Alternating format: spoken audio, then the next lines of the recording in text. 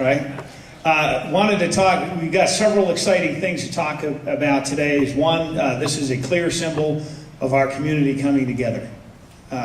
This is something, having been a resident pre-Circle K, right? A lot of us measure how long you've been here in Santan Valley by the Circle K on Hunt Highway in Bella Vista.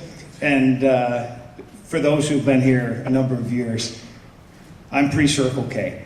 And most of us here, how many here have actually moved to Arizona from some other state? Raise your hand. Look around the room. That's nearly everybody. We're the type of people in Santan Valley and in our state of Arizona, and why I believe we're so blessed. We've consciously made a deliberate decision that we wanted something more for our lives and for our families and for our future. That's powerful. And that's what we have here in Santan Valley. And why I was always, being a resident of Santan Valley, was always concerned is when you have two different groups, not that they're always cross purposes, because generally speaking, all of our two chambers were always for economic development, speaking on behalf of business. But imagine, now we no longer have to imagine, it's today. Imagine us coming together and speaking with one voice. When, not just to elected officials, more importantly, to businesses, and to try to encourage those to both locate here, or if there's an issue of concern or importance to our business community, that you can speak as one voice. You have far more influence and legitimate power in our community. And this is where we're not a city. Right? We don't have a mayor, we don't have a council, we don't have all the different commissions, we don't have parks and recs and all these other services that a lot of us, because I saw you all raise your hand, are used to, right? And we're pushing the county government to give us what we need here in terms of services. And I'm going to talk about what we're doing from the sheriff's office in order to meet that need. Because the decennial census said how many people we had here. How many did they say? Do you remember? 81,000 and change, right? Well, you look at empirical data, because it's kind of hard, because there's no ongoing census being taken, even though there's CAG and a lot of other agencies, right, that predict or try to track where the population is going. Some other data from businesses in the community is showing that, even take water, because we have utilities that are here in Santan. Johnson Utilities is one of those. There's others, H2O and others, that are in the northern part of Santan Valley. Just one business is saying they've added 1,000 additional hookups in 11, 12, 13 it was 1,200. And they're on the course to do that again. What a hookup means for them, they say there's 2.7 people in each additional water line hookup. You talk to, and TJ is also the chairman of the school board in Coolidge. TJ, what do you account for a household when you look at education? At least what, 3? A couple kids. At least a couple kids, but from education standpoint, you measure, I think you told me this figure before, 3 point something? Yeah, it's in that, yeah, sorry about that. God, your own microphone. We're not going to have a debate here. Yes, it's in that neighborhood, absolutely. So say it's just 3. Or say it's 2.7. That means you're adding 3,000 almost residents a year to our community right here in Santan Valley. That means we're over 90,000 residents if you were to look at this data. And that's the best guesstimate that we have.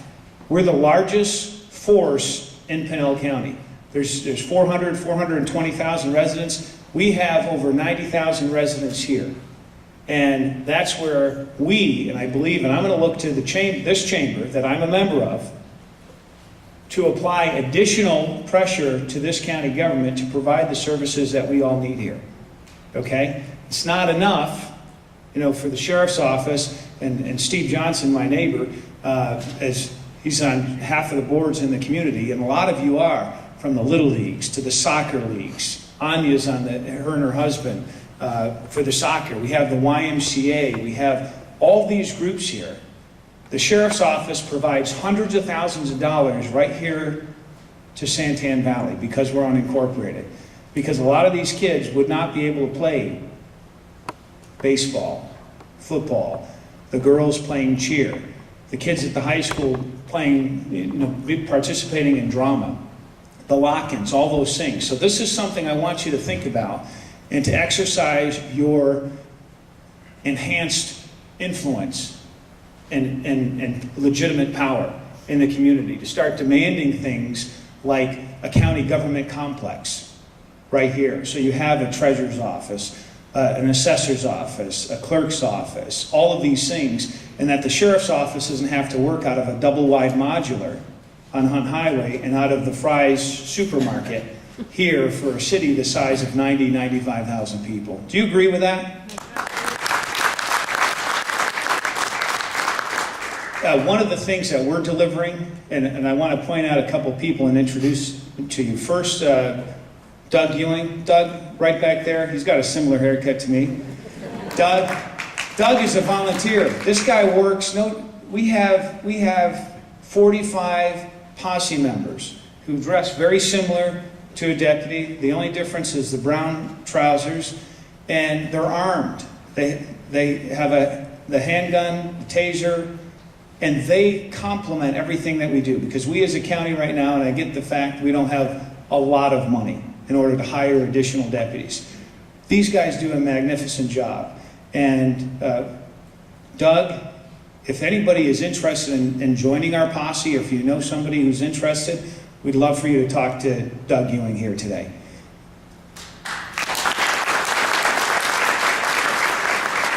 We have Matt Thomas, who is here. Matt, why don't you come on up here. And Matt, the reason why I'm introducing Matt is one of our finest lieutenants. He has close to a 20-year career in the sheriff's office, and he was a former commander of our SWAT, our Special Weapons and Tactics. He's been in charge of detectives, he's been a patrol sergeant, and now as a lieutenant, he's our new commander for Santan Valley. So he's in charge of all of our patrol resources in Santan Valley, and I wanted you to personally to meet him. His message to me was, if there's any block watches, why don't you just take a moment and share that? What I was explaining to the sheriff is one of my big goals that I relayed to my sergeants and my guys is that I want to make Santan Valley the most uncomfortable place for bad guys. So, I live here. I've lived here. I graduated from Queen Creek High School, the original Queen Creek High School, the one that's just a little house on the corner. So I've lived in Queen Creek a long time, since the 80s, and I'm an Arizona native. I'm a third-generation native. So the community is very, very important to me. My family lives here, we shop here, we probably shop at a lot of your places, and I want your places to be good businesses. I want our community to be safe. Part of that is us as just regular people, because when I take the uniform off, I'm just a guy living in a neighborhood, and I want my neighborhood to be safe. And I know in my neighborhood what's right, what's wrong, what belongs or what doesn't, as do you. So we rely heavily on the citizens and your involvement, helping us, pointing us in the right direction, saying something's not right over here, can you go look? And then it's our job to go take care of that. So to help us do that, what I was explaining to the sheriff is we're trying to get our HOAs and our businesses involved more with both our posse program and our COP program. Our COP program complements HOAs. So if you have an HOA in your neighborhood, which most of us do, that HOA can partner with our COP program, and essentially you can do the same thing you're doing with your HOA, watching your neighborhood and taking care of your neighborhood, but we help you. So that's what we're pushing for, is to get more community involvement here. And I'm also trying to get my guys, because what tends to happen with young, aggressive cops, as you start your career, you see bad guys, bad guys, bad guys, bad guys, and you deal with probably 10% of the population about 95% of the time. So you get a skewed view on society, and I can tell you, I've been there and I've done that. You start to think that everybody's bad. Well, I'm trying to reintroduce my guys, the sheriff's guys, to you all, the people who actually support the community, who care about the community, so that they get that buy-in. So even if they don't live in Santan Valley, they have the buy-in that this is our place, damn it, and we're not gonna put up with criminals here. We want a safe community. We want someplace where everybody can enjoy their life. So that's my message.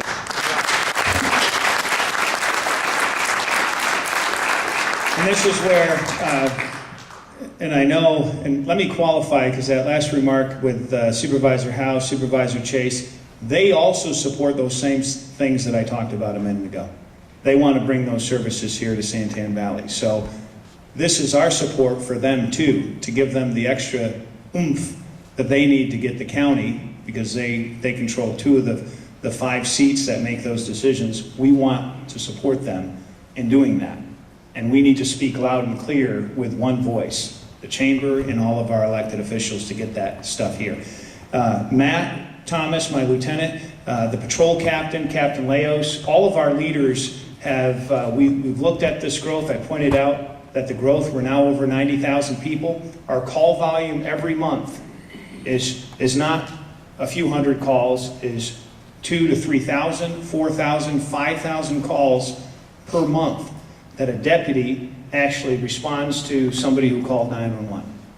So you look at that volume, and you look at some places like up in the Copper Corridor, where in Oracle and San Manuel and Kearney and that whole area, there might be 200 or 300 or 400 calls a month.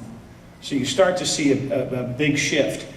Because we're not able to hire additional deputies, I've had to make some tactical decisions based on recommendations of my senior commanders to shift additional deputies from other parts of the county. We have close to 650 full-time employees in the sheriff's office. Most citizens in our county are just like us. They live in unincorporated areas.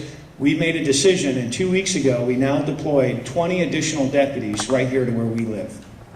So our communities, you're going to see on Wednesday, Thursday, Friday, and Saturday night, right here in Santan Valley, 5 additional deputies and a sergeant that work overlapping shift from 4 p.m. to 2 a.m. One of the busiest times that we're experiencing that we can quantify.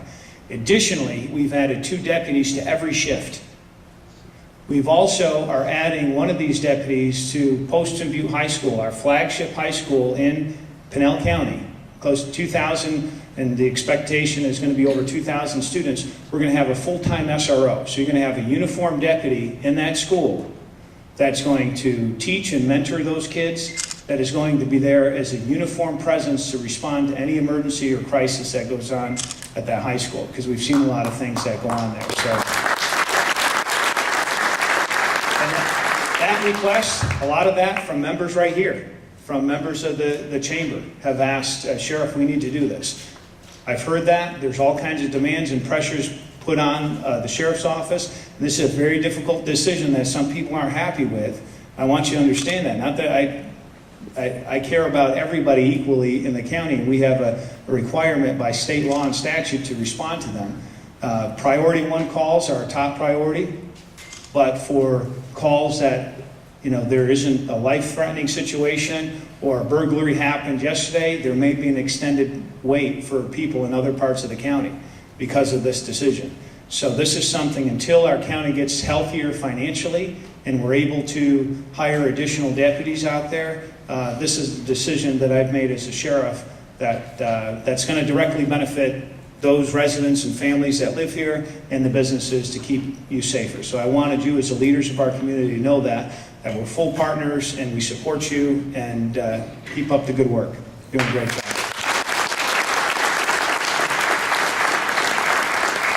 And we got, I know you're going to introduce the county attorney.